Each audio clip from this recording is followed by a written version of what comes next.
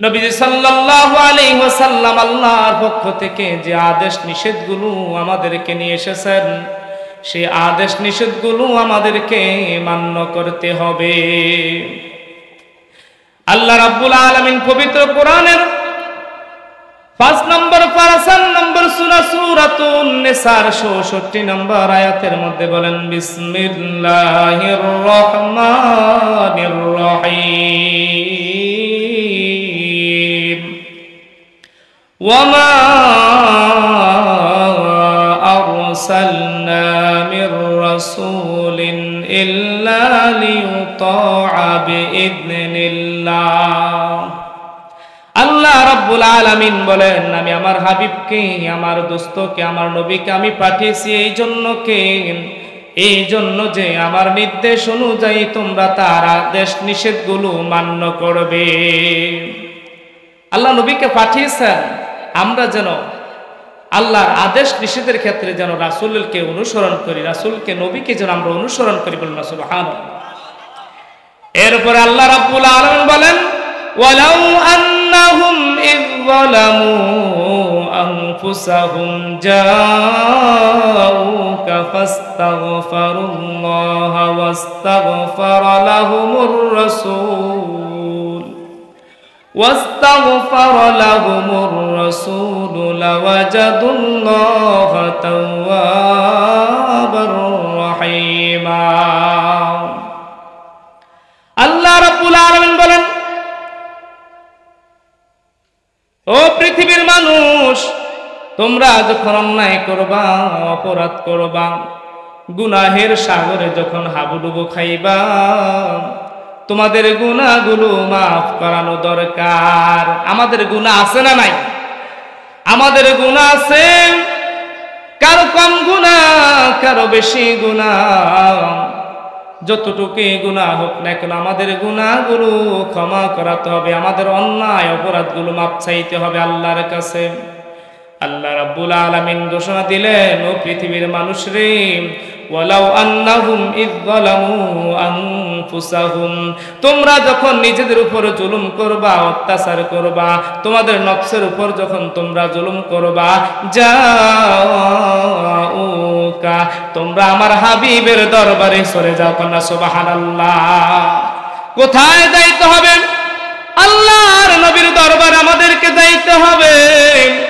জিন্দা অবস্থায় সাহাবে কেরাম যখন কোন অন্যায় করে ফেলতেন, কোন অপরাধ করে ফেলতেন, দৌড়ে গিয়ে আল্লাহ নবী সাল্লাল্লাহু আলাইহি ওয়াসাল্লামের কাছে যাইতেন, নবী গো, আমি তো এই অন্যায় করে ফেলেছি, এই অপরাধটা আমি করে ফেলেছি, ও নবী আপনি সমাধান দিয়ে দিন, আমাকে আল্লাহ রাব্বুল আলামিন ক্ষমা করবেন কি করবেন না? আল্লাহু আকবার। যাও কাম, তারা যদি আপনার কাছে যায়, যদি তারা আপনার কাছে যেত, ফাস্তাগফিরুল্লাহ, আল্লাহর কাছে ক্ষমা প্রার্থনা করে। কার কাছে? আল্লাহর কাছে ক্ষমা প্রার্থনা করেন। ওয়াস্তাগফারা লাহুমুর রাসূল, আর আল্লাহর হাবিব রাহমাতুল লিল আলামিন যদি তাদের জন্য ক্ষমা প্রার্থনা করে। আল্লাহু আকবার। অর্থাৎ গুনাহ করেছি, অন্যায় করেছি, অপরাধ করেছি, নবীর রওজা মুবারকের কাছে যদি আমরা যাই, আর সেখানে গিয়া যদি আল্লাহর কাছে ক্ষমা প্রার্থনা করি, আর ওই ক্ষমার জন্য যদি নবীকে ওসিলা ধরি, নবী গো, আল্লাহর কাছে আমার জন্য সুপারিশ করুন, আল্লাহ যেন আমাকে মাফ করে দেয়, আমার আল্লাহর ঘোষণা হচ্ছে, লাওয়াজাদুল্লাহা তাওয়াবার রহিমা, তাহলে তোমরা আল্লাহকে তওবা কবুলকারী এবং ক্ষমাশীল পেয়ে যাইবা। সুবহানাল্লাহ। আল্লাহু আকবার। সম্মানিত প্রিয় হাজিরিন, আল্লামা ইবনে কাসির রাহমাতুল্লাহি আলাইহি এই আয়াতের ব্যাখ্যায় তিনি শায়খ আবু নসর আস-সাবাগ তার শামাইল কিতাবের উদ্ধৃতি দিয়ে উল্লেখ করেছেন যে শায়খ আবু নসর আস-সাবাগ তার শামাইল কিতাবের উদ্ধৃতি দিয়ে হযরত উতবী থেকে হাদিস বর্ণনা করেছেন। উতবী ছিলেন রাসূল পাক সাল্লাল্লাহু আলাইহি ওয়াসাল্লামের রওজা মুবারকের একজন খাদেম। কি ছিলেন? উতবি ছিলেন নবীজির রওজা মুবারকের একজন খাদেম। উতবি বলেন, আমি নবী সাল্লাল্লাহু আলাইহি ওয়াসাল্লামের রওজা মুবারকের পাশে বসা ছিলাম। এমন সময় দেখলাম একজন আরব বেদুইন লোক নবীজির রওজা মুবারকে আসলো। সম্মানিত হাজিরিন, হযরত আলী রাদিয়াল্লাহু তাআলা থেকে বর্ণিত হাদিসের মধ্যে এসেছে, তাফসির মারিফুল কোরআনের 2য় খণ্ডের 111 পৃষ্ঠায় হযরত আলী রাদিয়াল্লাহু তাআলার উদ্ধৃতি দিয়ে বর্ণিত রয়েছে যে এই ঘটনাটা ছিল রাসূল পাক সাল্লাল্লাহু আলাইহি ওয়াসাল্লামের ইন্তেকালের 3 দিন পরের ঘটনা। কয়দিন পরের? নবীজির ইন্তেকালের 3 দিন পরে হযরত উতবী রাদিয়াল্লাহু তাআলা বলেন, আমি নবীজি সাল্লাল্লাহু আলাইহি ওয়াসাল্লামের রওজা মুবারকের মধ্যে বসা ছিলাম। ভাইয়া একটু কমাই দেন। আমি নবীজি সাল্লাল্লাহু আলাইহি ওয়াসাল্লামের রওজা মুবারকের পাশে বসা ছিলাম। এমন সময় দেখলাম একজন আরব বেদুইন লোক আসলো। আসার পরে নবীজি সাল্লাল্লাহু আলাইহি ওয়াসাল্লামকে সালাম দিল, আসসালামু আলাইকা ইয়া রাসূলুল্লাহ, আসসালাতু ওয়াসসালামু আলাইকা ইয়া রাসূলুল্লাহ, আসসালাতু ওয়াসসালামু আলাইকা ইয়া হাবিবাল্লাহ, আসসালাতু ওয়াসসালামু আলাইকা ইয়া শাফিআল মুজনিবিন, আসসালাতু ওয়াসসালামু আলাইকা ইয়া রাহমাতাল লিল আলামিন। নবী সাল্লাল্লাহু আলাইহি ওয়াসাল্লামকে সালাম দিল, বলল, নবী গো, আপনার প্রতি আমার পক্ষ থেকে সালাম। ইয়া রাসূলুল্লাহ, নবীজি গো, ও গো দয়ার নবী, মায়ার নবী, আমি পবিত্র কোরআনের মধ্যে তো আয়াতে কারিমা পড়েছি, ওয়ালাউ আন্নাহুম ইযলামু আনফুসাহুম জাউকা ফাস্তাগফিরুল্লাহা ওয়াস্তাগফার লাহুমুর রাসূলু লাওয়াজাদুল্লাহা তাওয়াবার রহিমা। নবী গো, কেউ যদি অন্যায় করেন, অপরাধ করে, নিজের প্রতি জুলুম করে, সে যদি আপনার রওজা মুবারকে আসে, আপনার কাছে আসে, আল্লাহর কাছে ক্ষমা চায়, আর আপনি যদি তার জন্য ক্ষমা প্রার্থনা করেন, আল্লাহ রাব্বুল আলামিন তাকে ক্ষমা করে দেয়। নবী গো, ওগো নবী, আপনি তো রওজা মুবারকে। ইয়া রাসূলুল্লাহ, আমি গুনাহগার, আমি পাপিষ্ঠ, গুনাহ করতে করতে আমার জীবনটাকে আমি বরবাদ করে দিয়েছি। ওগো নবী, আমি আপনার কাছে এসেছি ক্ষমা প্রার্থনা করার জন্য। আমি আল্লাহর কাছে ক্ষমা চাই, আপনি একটু আমার জন্য আল্লাহর কাছে দরখাস্ত করুন, আল্লাহ যেন আমাকে ক্ষমা করে দেয়। কন্যা সুবহানাল্লাহ, আর জোরে বলুন আল্লাহু আকবার। সম্মানিত হাজিরিন, এরপরে এই আরব বেদুইন লোকটা নবীজি সাল্লাল্লাহু আলাইহি ওয়াসাল্লামের দরবারে কান্না মাখা মুনাজাত করলেন। নবীজি সাল্লাল্লাহু আলাইহি ওয়াসাল্লামের কাছে তার আরজিটা পেশ করলেন, আর তিনি এই কবিতার কয়টা লাইন তিনি তেলাওয়াত করলেন। নাফসিল ফিদাই লিকবরিন আনতা সাকিনুহু ফীহিল আফাফু ওয়া ফীহিল জুদু ওয়াল কারামি। এই কবিতা এভাবে আবৃত্তি করলো। আবৃত্তি করার পর কান্না ভেজা কণ্ঠ নিয়ে চোখ দিয়ে টপ টপ করে পানি বের করে তিনি রওজা মুবারক থেকে চলে গেলেন। উতবি বলেন, এমন সময় আল্লাহ রাব্বুল আলামিন আমার চোখের মধ্যে কিছু ঘুমের বান দিলেন। আমার ঘুম চলে আসলো। আমি দেখলাম রওজা মুবারক থেকে খবর আসছে, ও উতবি রে, উতবি, যাও যাও, আমার ওই পাগল লোকটার কাছে যাও, তাকে যা সংবাদ দিয়ে দাও, সে যা আমাকে উসিলা দিয়ে আল্লাহর কাছে দোয়া করেছে, এই আয়াতে কারিমা অনুযায়ী আল্লাহ রাব্বুল আলামিন তাকে ক্ষমা করে দিয়েছেন। কন্যা সুবহানাল্লাহ। তাহলে মদিনায় গেলে লাভ আছে না নাই? হাজী সাহেবরা মক্কা শরীফ হজ করে, এরপরে মদিনাতে চলে যায়। মদিনাতে যায়, মক্কা শরীফে হজের কার্যাবলী শেষ করে মদিনাতে যায়, নবীর রওজা মোবারক দেখে কাঁদে আর শুধু কাঁদে। কয়েকদিন আগে ফেসবুকের মধ্যে একটা ছবি ভাইরাল হয়েছে। আফ্রিকার একটা কালো যুবক, বয়সটা সম্ভবত আমাদের মতোই হবে, নবীজির রওজা মোবারকের পাশে খুঁটির মধ্যে হেলান দিয়া এক নজরে নবীর রওজা মোবারকের দিকে তাকায় আছে। আর দেখা যাচ্ছে ছবির মধ্যে তার চোখ দিয়ে পানিগুলো টপ টপ করে বের হয়ে পড়ছে। কোনা সুবহানাল্লাহ। নবীর রওজা শরীফ দেখে মন ভরে না, নবীর রওজা শরীফ দেখে মন ভরে না, দিদার দাও গো শাহে মদিনা, দিদার দাও গো শাহে মদিনা। নবীর রওজা শরীফ দেখে মন ভরে না, নবীর রওজা শরীফ দেখে মন ভরে না, দিদার দাও গো শাহে মদিনা, দিদার দাও গো শাহে মদিনা। আরশের মেহমান করেছেন আল্লাহ, কত শান কত মান মোর কামলিওয়ালা।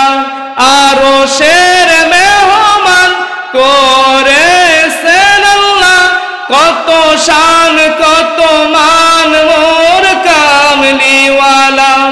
ও গো মদিনাওয়ালা করো করুণা, ও গো মদিনাওয়ালা করো করুণা, দিদার দাও গো শাহে মদিনা, দিদার দাও গো শাহে মদিনা।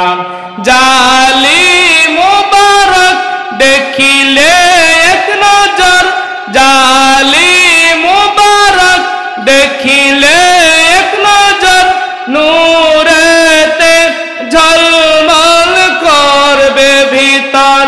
ও গো রউফুর রহিম কাছে ডাকুনা, দিদার দাও গো শাহে মদিনা, দিদার দাও গো শাহে মদিনা।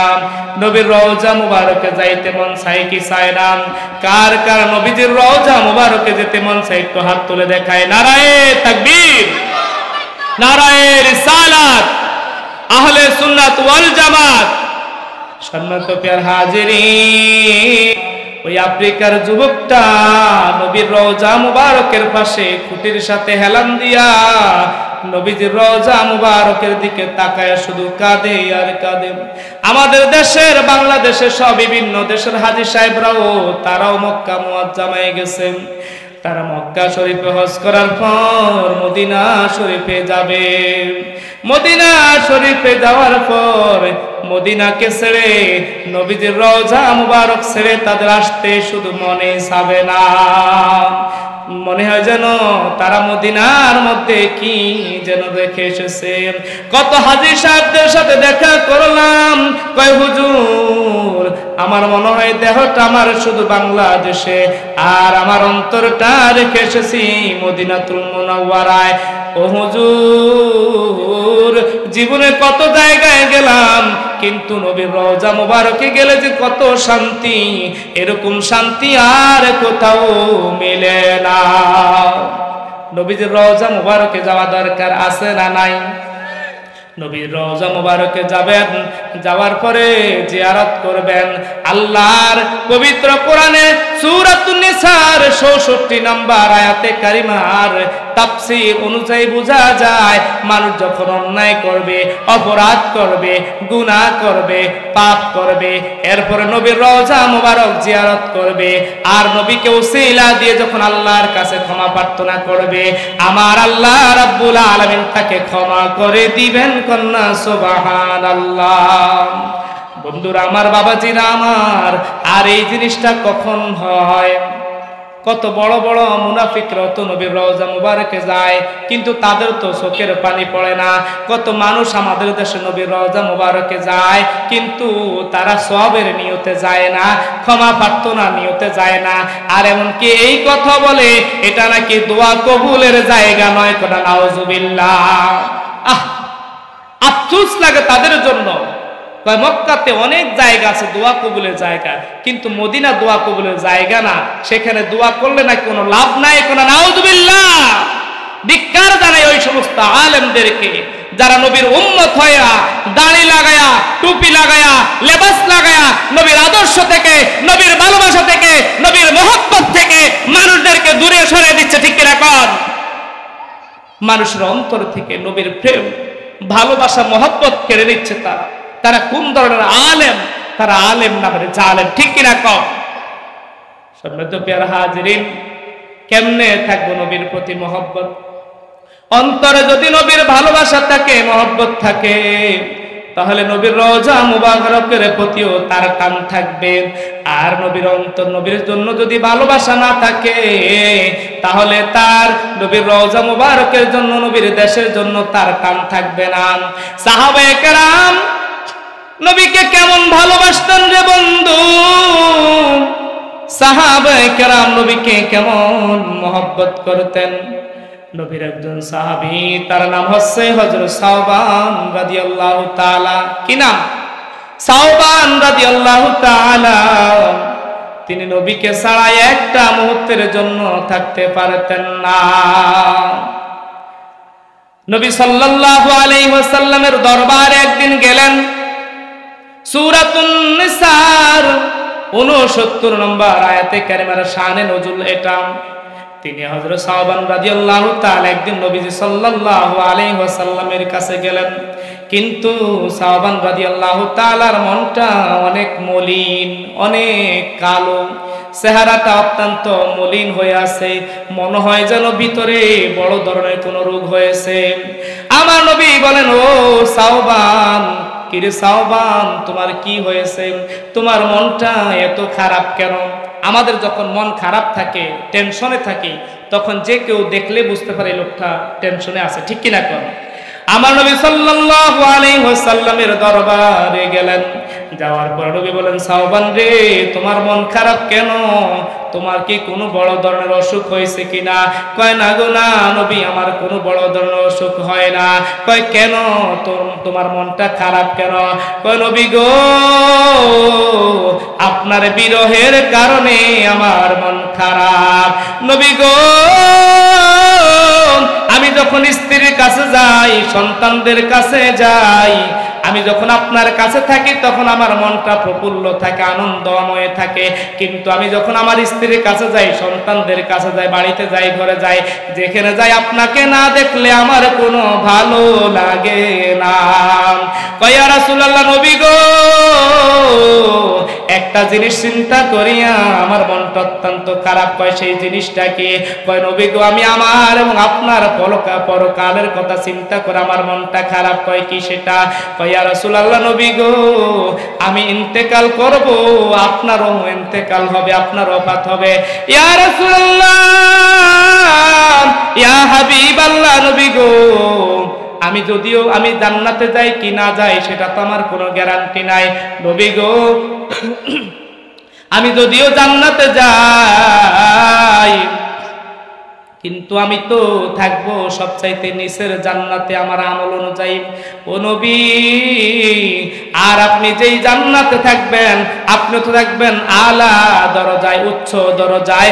আল্লাহ রাব্বুল আলামিন তো আপনাকে মাকামে মাহমুদ ঘোষণা দিয়েছেন, আপনাকে তো ওসিলার সুসংবাদ দিয়েছেন, যেটা হচ্ছে জান্নাতের উচ্চ মাকাম। ইয়া রাসূলুল্লাহ, নবী গো, অন্যান্য নবীদের সাথে ভিআইপি স্পেশাল জান্নাতে থাকবেন, আর আমি সাওবান যদিও জান্নাতে যাই কিন্তু সবচাইতে নিম্ন কোয়ালিটির জান্নাতে থাকব। এরকম কোয়ালিটি আছে না নাই? জান্নাতের মধ্যে জান্নাতুল ফেরদাউস হচ্ছে সবচাইতে বড় জান্নাত, সবচাইতে দামি জান্নাত। এরপর আস্তে আস্তে পর্যায়ক্রমে সাহাবারও ধারণা নবী যদি জান্নাতে যায় তাহলে ভিআইপি জান্নাতের মধ্যে থাকবে, আর আমি সাওবান যদিও জান্নাতে যাই কিন্তু আমি তো নবীর মতো এত ভিআইপি অবস্থানে থাকবো না। ইয়া রাসূলুল্লাহ, নবী গো, দুনিয়াতে আপনাকে না দেখে আমি একটা মুহূর্তের জন্য থাকতে পারি না গো নবী, পরকালে যখন আপনাকে না পাবো কেমনে থাকবো? ইয়া রাসূলুল্লাহ, আমার ভালো লাগে না, আমি পরকালে আপনাকে ছাড়া কিভাবে থাকবো? এই চিন্তায়, এই পেরেশানিতে আমি ব্যস্ত গো নবী, এই জন্য আমার মন খারাপ। আমার নবী সাল্লাল্লাহু আলাইহি ওয়াসাল্লাম সাহাবার কথা শুনে তিনি হতভম্ব হয়ে গেলেন। সাহাবীটা কাঁদে, দুইটা চোখের পানি পালায় কাঁদে, আর এইভাবে ঘটনা বলতেছে, আর আমার নবীও কাঁদে। এমন সময় আমার আল্লাহ রাব্বুল আলামিন হযরত জিবরাইল আলাইহিস সালাতু ওয়াস সালামকে বললেন, ও জিবরাইল, যাও যাও, আর দেরি করিও না, আমার বন্ধুর কাছে এই সংবাদ নিয়ে যাও, এই ঘোষণা নিয়ে যাও, মাইয়ুতি'ল্লাহা ওয়ার রাসূলা ফাউলাইকা মা'আল্লাযীনা আন'আমাল্লাহু আলাইহিম মিনান নাবিয়্যিন ওয়াস-সিদ্দীকিন ওয়াশ-শুহাদা'i ওয়াস-সালিহিন ওয়া হাসুনা উলাইকা রাফীকা। আমার আল্লাহ রাব্বুল আলামিন ওহী নাজিল করে দিলেন, সংবাদ পাঠায়া দিলেন, মাইয়ুতি'ল্লাহ ওয়ার রাসূলা, যারা আল্লাহ এবং আল্লাহ রাসূলের অনুসরণ করবে, ফাউলাইকা, তারা তাদের সাথী হবে, মান নবী আন'আমাল্লাহু আলাইহিম মিনান নাবিয়্যিনা ওয়াস-সিদ্দীকিনা ওয়াশ-শুহাদা'i ওয়াস-সালিহিন, যাদের প্রতি আল্লাহ রাব্বুল আলামিন অনুগ্রহ দান করেছেন, তথা নবী, সিদ্দিক, শুহাদা, সালিহিনদের সাথে তারাও জান্নাতে থাকতে পারবে। কোন সুবহানাল্লাহ। রহমতে আলম নবী নূরে মুজাসসাম, রহমতে আলম নবী নূরে মুজাসসাম, সাহাবীরা আতর বানায় ওই নবীজির ঘাম, সাহাবীরা আতর বানায় ওই নবীজির ঘাম। উস্তুনে হান্নানা একটা খেজুর গাছের নাম, যাকে ধরে খুতবা দিতেন রাসূল আকরাম। উস্তুনে হান্নানা একটা খেজুর গাছের নাম, যাকে ধরে খুতবা দিতেন রাসূল আকরাম। গাছ নবীর বিরহে কাঁদিতে রহে, গাছ নবীর বিরহে কাঁদিতে থাকে, সাহাবীরা আতর বানায় ওই নবীজির ঘাম। সন্ন্যত পিয়ার হাজিরিন, একটা উস্তুতে হান্নানা, উস্তুনে হান্নানা একটা মরা খেজুর গাছের ডাল, এটা আমার বানানো কথা নয়, সহিহুল বুখারী শরীফের হাদিস। ওই গাছটার জবান আল্লাহ খুলে দিয়েছেন, নবীর মহব্বতের কারণে গাছটা, মরা খেজুর গাছটা কাঁদতে আরম্ভ করলো। এটা হচ্ছে মহব্বতের ব্যাপার। সুতরাং যার মহব্বত আল্লাহ নবীর সাথে থাকবে, তার সাথে নবীজির হাসর হবে। আলমারউ মা'a মান আহাব্বা, রাসূল পাক সাল্লাল্লাহু আলাইহি ওয়াসাল্লাম সহিহুল বুখারীর ৮ম খণ্ডের 39 পৃষ্ঠা 6169 নম্বর হাদিসের মধ্যে রয়েছে, আলমারউ মা'a মান আহাব্বা, যার সাথে যার মহব্বত তার সাথে তার হাসর। সুতরাং নবীর সাথে যদি আমাদের মহব্বত হয়, নবীজির সাথে আমাদের হাসর হবে। এখন মহব্বত শুধু অন্তরে করলে হবে না, আমলে বাস্তবায়ন করা দরকার আছে না নাই? নবীর সুন্নতের আমল করতে হবে। নবী যেই কাজ পছন্দ করছে আমাকেও সেই কাজ পছন্দ করতে হবে। নবী যেই জিনিস পছন্দ করেছেন, নবীর প্রত্যেকটা সুন্নত হচ্ছে স্পেশাল পাওয়ারফুল। এই জন্য বিজ্ঞানীরা বলেছেন every Sunnah of prophet Muhammad সাল্লাল্লাহু আলাইহি ওয়াসাল্লাম ইজ দা গ্রেটেস্ট সায়েন্স। বিশ্বের বড় বড় বিজ্ঞানীরা একত্রিত হয়ে তারা এই কথা বলতে বাধ্য হয়েছে, every Sunnah of prophet Muhammad সাল্লাল্লাহু আলাইহি ওয়াসাল্লাম ইজ দা গ্রেটেস্ট সায়েন্স। মুহাম্মদ সাল্লাল্লাহু আলাইহি ওয়াসাল্লামের, আমার নবী পাক সাল্লাল্লাহু আলাইহি ওয়াসাল্লামের প্রতিটা সুন্নাত হচ্ছে বিজ্ঞানসম্মত। কোন সুবহানাল্লাহ। এই জন্য নবীর সুন্নতের আমল করতে হবে। নবীর সুন্নতের আমল যখন আস্তে আস্তে আস্তে আস্তে করতে থাকবেন, তখন আপনার মর্যাদা আল্লাহ বাড়িয়ে দিবেন। কোন সুবহানাল্লাহ। নবীর সাথে আপনার সাথে একটা কানেকশন তৈরি হয়ে যাবে। নবীজির প্রতি বেশি বেশি করে মহব্বতে দুরূদ শরীফ পড়বেন। আমার নবী বলেছেন, যেই ব্যক্তি আমার প্রতি বেশি বেশি করে দুরূদ শরীফ পড়বে, ওই ব্যক্তি হাসরের ময়দানে আমার সবচেয়ে নিকটে থাকবে। তো সুতরাং সর্বশেষ ওই সাহাবী হযরত সাওবান রাদিয়াল্লাহু তাআলা অন্তরে নবীর মহব্বত থাকার কারণে, নবীর ভালোবাসা মহব্বত অন্তরে থাকার কারণে আল্লাহ নবীজি সাল্লাল্লাহু আলাইহি ওয়াসাল্লামের সাথে তার জান্নাত কবুল হয়ে গেছে। কোন সুবহানাল্লাহ। আমার নবী সাল্লাল্লাহু আলাইহি ওয়াসাল্লাম ঘোষণা দিয়েছেন, আনতা মাই ফিল জান্নাহ, তুমি আমার সাথে জান্নাতে থাকতে পারবা। সুবহানাল্লাহ। ওই মরা খেজুর গাছটাও সেও আল্লাহ নবীর সাথে জান্নাতে থাকার সৌভাগ্য অর্জন করেছে। খেজুর গাছটাকে আমার নবী বলেছেন, ও খেজুর গাছ, তোমাকে আমি দুনিয়ার কোথাও রোপণ করে দেই, কিয়ামত পর্যন্ত আল্লাহ তোমাকে হায়াত দেবেন। খেজুর গাছ বললেন, না গো না নবী, আমি দুনিয়ার এই হীন হায়াত চাই না, আমি জান্নাতে আপনার সাথী হয়ে থাকতে চাই। সুবহানাল্লাহ। চিৎকার করে বলি আল্লাহু আকবার। তো নবীকে মহব্বত করা দরকার আছে না নাই? নবীকে যখন মহব্বত করবেন, নবীর সুন্নতের আমল, টুপি পরিধান করবেন। আমার কত যুবক ভাই মেসিকে ভালোবাসেন, এই জন্য মেসির আদর্শ সে অনুসরণ করে। মেসি যেই গেঞ্জি গায়ে দেয়, সেও সেই গেঞ্জিটা গায়ে দেয়। নেইমারকে ভালোবাসে, মহব্বত করে, নেইমার আদর্শ ধরে। নেইমার যেরকম চুলে কাটিং দেয়, ওই যুবকও সেই রকম চুলে কাটিং দেয়। নেইমার যেভাবে বল খেলতে চেষ্টা করে, সেও সেভাবে বল খেলতে চেষ্টা করে।